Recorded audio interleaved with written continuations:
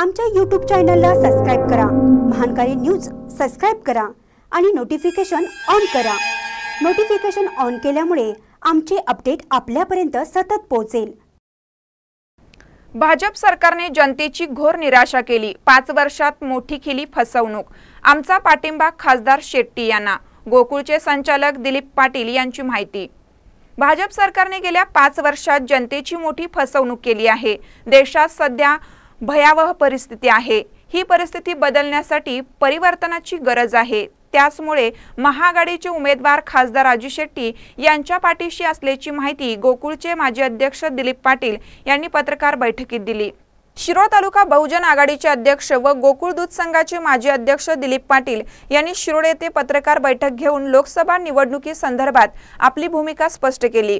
यावेळी पाटील बोलताना म्हणाले की खासदार शेट्टी यांच्याशी माझे वैचारिक मतभेद असले तरी ते मतभेद बाजूला ठेवून शिरोळ तालुक्यातून त्यांना मताधिक्य देण्यासाठी माझा पुढाकार असणार आहे।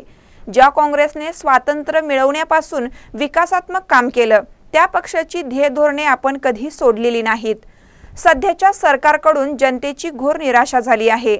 सरकारच्या चुकीच्या धोरणांमुळे 12 ते 13 हजार शेतकऱ्यांनी आत्महत्या केल्या। प्रत्येकाच्या खात्यावर 15 लाख रुपयांचा अजूनही पत्ता नाही। 2 कोटी नोकऱ्या देतो म्हणणाऱ्या या सरकारच्या काळात मंदीमुळे 4.5 कोटी जणांच्यावर बेरोजगार होण्याची वेळ आली आहे। फसवी कर्जमाफी देऊन शेतकऱ्यांची मोठी दिशाभूल केली। सत्ता व पैशाची आमिषे दाखवण्याचं काम या मंडळीने केलं आहे। त्यामुळे देशात परिवर्तनाची गरज आहे असे पाटील यांनी सांगितलं।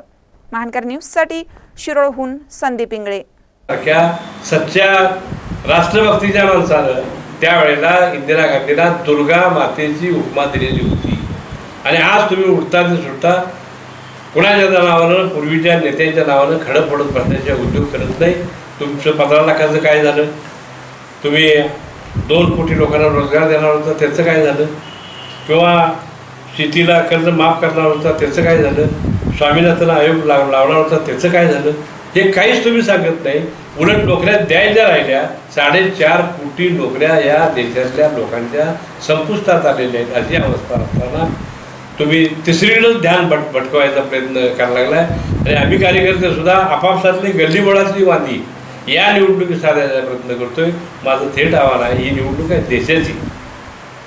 देशाचं नेतृत्व देश राहायचं असेल तर चांगल्या माणसांच्या हातात ही सत्ता जाणं अत्यंत गरजेचं आहे। भाषेवर जातीवर ज्याला विभाजन करायचं आहे ती जर माणसं सत्तेवर आली तर या देशाची राख रांगोळी झाल्याशिवाय पर्याय दुसरा असणार नाही, ही अवस्था आहे। आणि म्हणून जी जातीवादी ही माणसं आहेत या लोकांना धडा शिकवायचा असेल तर आपल्या गल्लीबोळातली घराघरातली भांडणं मिटवणं गरजेचं आहे। ही संपूर्ण देशाचं नेतृत्व कुणाच्या हातात असावी याची निवडणूक आहे।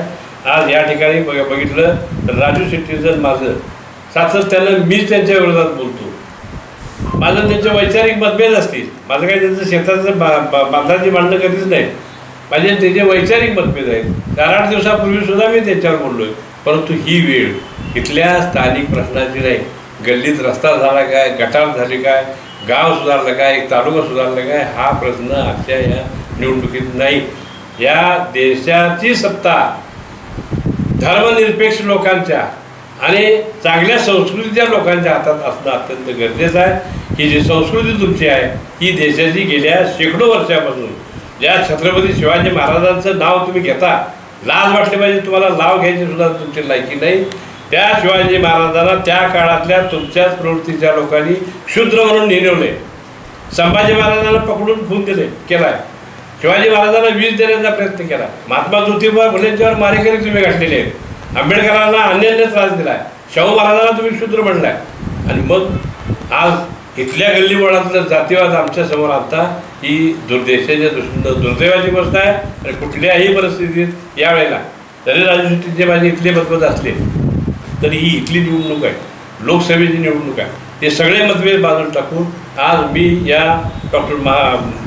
या देशाचा महामानव डॉक्टर बाबासाहेब आंबेडकरांच्या जन्मदिनी मी सामान्य जनतेला सर्व जाती धर्माच्या लोकांना आवाहन करतो की कुठल्याही परिस्थितीत आज राजू शेट्टी निवडून आले तर हे राहुल गांधी असतील किंवा शरद पवार साहेब असतील त्यांच्या पाठीमागे राहणार आहेत। त्यामुळं कुठल्याही परिस्थितीत व्यक्तिगत मतभेद जातीवादाचे इथले मतभेद सगळे बाजूला ठेवून राजू शेट्टीला प्रचंड मतानं निवडून द्या असं मी आवाहन करतो.